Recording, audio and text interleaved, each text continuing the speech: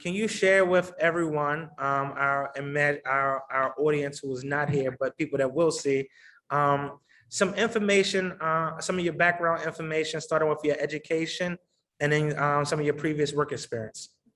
Sure. Well, Chris, my undergraduate degree is from Notre Dame.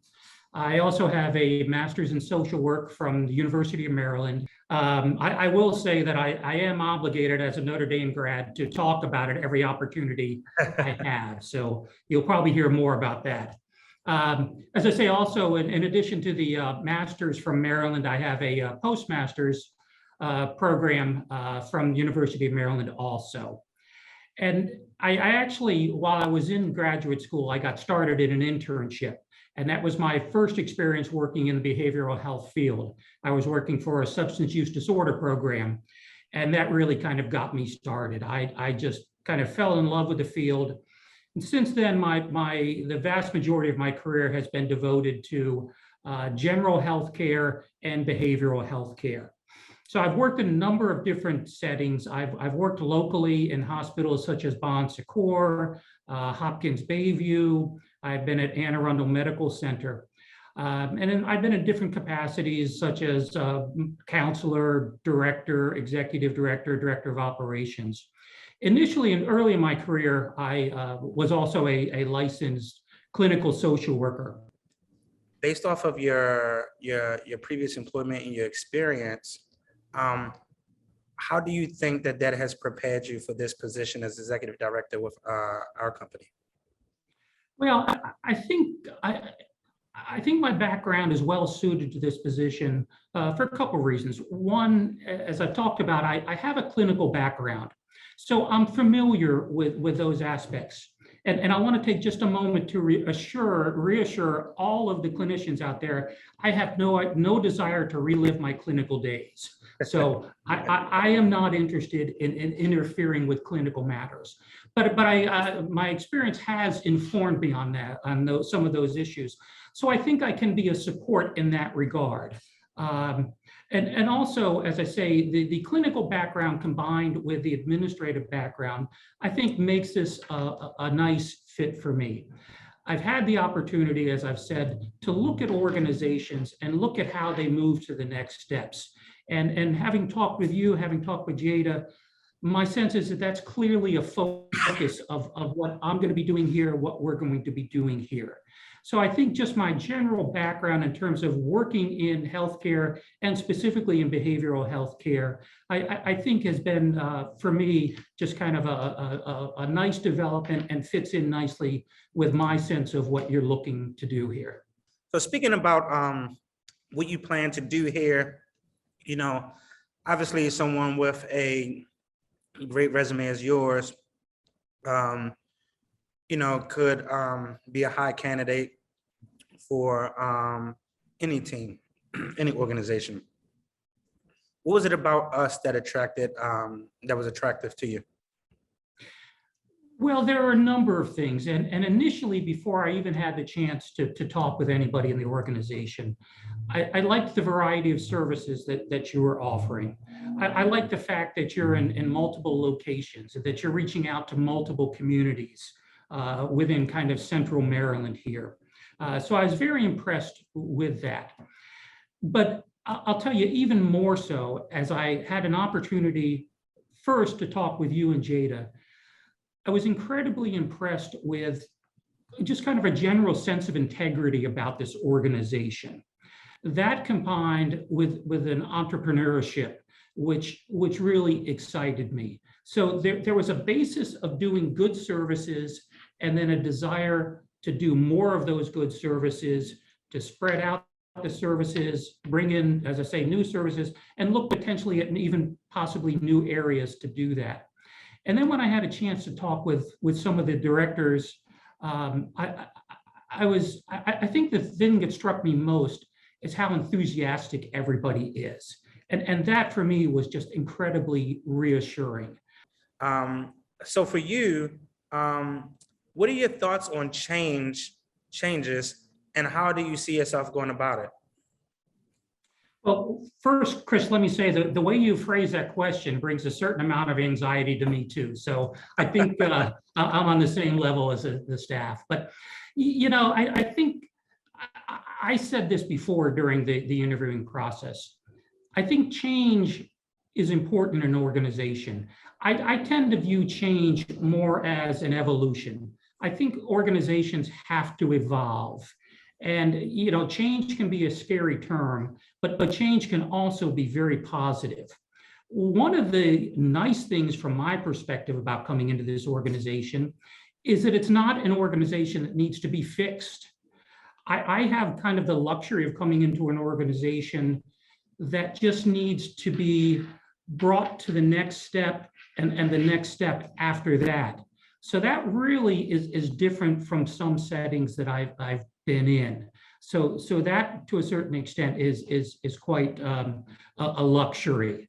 But as I say, it's important for me to be a support. And I think that's one of the things that's critical. I need to hear what the staff is interested in doing and move in that direction. But I want to reassure staff that and our partners in all this that I'm not coming in here with any preconceived notion other than the ones that we've already talked about, is how I can best help this organization grow, how I can look at expanding services and expanding the number of individuals that we're providing services to. When I had the chance to talk to some of the directors, they told me about some of the things that they are expecting from the executive director. So I'll touch on a few of those things and mention how I think that corresponds to myself. A couple of the things that I heard is that they're looking for someone who is a support. They're looking for someone who is allowing them to be autonomous. And they're looking for transparency. So I think what people can Did anyone say that they're not getting that stuff now, Tim? Let me know. I'm not going to give up any names, Chris. No, I'm just kidding. I know.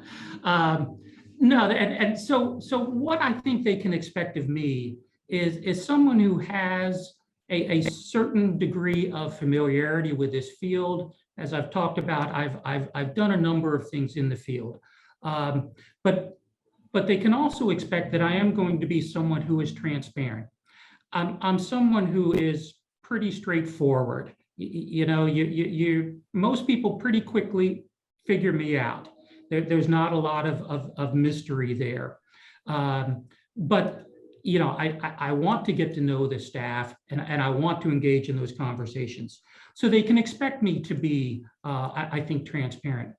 In terms of autonomy, that message came across pretty clearly, and it was kind of, leave us alone and let us do what we do. They said it in very polite terms. Part of the responsibility that I have is to delegate certain responsibilities. But in delegating, I'm also someone who provides the authority and delegates the authority to make certain decisions. So I think individuals can expect from me that I'm going to be someone who says, let's do this, run with it, and you have the authority to make decisions. We'll touch base on things, but as you've said, this is a highly educated and experienced staff, and they know what they're doing. So I think that's a critical piece. And then, as I say, support I've talked about quite a bit. My job is to support them in ways that are necessary. So I think they can expect that from me. So let me also go ahead. I'm sorry, go ahead. No, you got it. Oh, okay. Well, what I was going to say is also, I'm hoping that some of my experience can also be helpful as we move forward in being able to draw from that and being able to share some of my experience and how we might look at moving in new directions or being able to expand the processes. Awesome. Let me flip that coin now and say, what expectations do you have for staff? Well, I think the biggest expectation I have for staff is to be open and to participate in the process. I think there are a lot of exciting opportunities that are here and we are going to move forward with. So I hope they will participate in that process. I hope they will take ownership in the process. I hope they'll be open about it. I hope they'll be open to this notion of an organization evolving. You and I have talked before. Part of my approach is that if an organization becomes stagnant, then it's really in jeopardy. So we do need to evolve, but I want to evolve in a way that includes very active participation from everybody. So let's speak about evolution. Where do you see the future in mental health? What are some areas that you could see us growing and or even opportunities you see for us as a company? I think the field of mental health is ready to really just take off. And in some ways, I think it's unfortunate that we haven't at this point. But depending on whose statistics you look at, it's 1 in 5 or maybe even 1 in 4 adults in any given year are suffering from some type of behavioral health issue. I mean, those numbers are staggering. So certainly we see that there is a need out there for just the general population, just for services. We also know, again, depending on whose statistics you look at, anywhere from 45 to 60% of the population that may be struggling with a behavioral health issue is not seeking service for it. So we know the population is there, and we know, unfortunately, that they're not seeking those services. So there is a huge number of individuals who are ready to access services. We also know that there are certain segments of the population that don't access services as much as others. We know that the African American community, the Hispanic community, only accesses services at about half the rate that the white community accesses services. So we have incredible opportunities there to be able to tune our services into what the community needs. So even for some of our like referral sources and community partners, what should they know about you and how you view those relationships? Well, needless to say, I think those relationships are incredibly important. Referrals are kind of the lifeblood of any organization. But more so than that, we've all worked at agencies that are making referrals to other organizations also. And I think we always need to be conscious of the fact that individuals and organizations that are referring clients to us are entrusting us with the care of these individuals. And I think we always need to be very cognizant of that. So, we don't look at referral sources simply as that process of feeding the system. We respect the individuals that are coming in. We respect the organizations that are referring them to us. And we look at these organizations as stakeholders.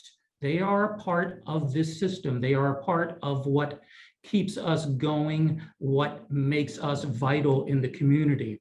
So one of the things that I'm anxious to do as I get on board, I want to redevelop some relationships that I have here in the community.